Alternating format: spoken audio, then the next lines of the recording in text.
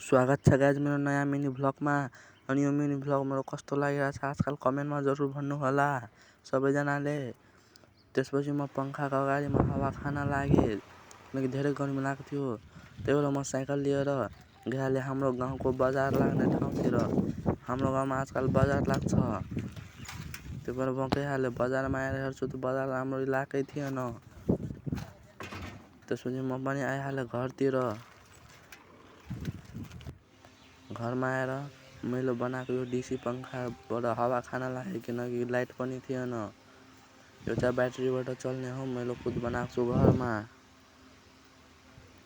देख्न सक्नुहुन्छ। त्यसपछि आइहालेँ म यता अर्को घरमा आएर साइकलको चेन टाइट गर्न लागे रिन्चबाट।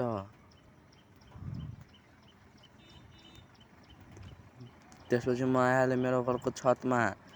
यहाँ देख्न सक्नुहुन्छ हाम्रो खोलाको भ्यू कता खतरनाक देखाउँछ। यहाँबाट पुरा कत्रो ठुलो खोला छ हाम्रो, सबैहरु क्लियरली देख्न सक्नुहुन्छ। त्यसपछि म फ्रिजमा आएँ। फ्रिजमा आएर पानी निकालेर खान लागे फ्रिजको पानी एकदम चिल पारामा। त्यसपछि आइहालेँ म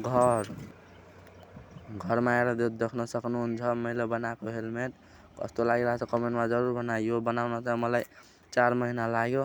एकदम खतरनाक हेलमेट छ। कस्तो लागिरहेछ कमेन्टमा जरुर भन्नु होला। लुक हेर्न सक्नुहुन्छ, लुक खतरनाक कति छ।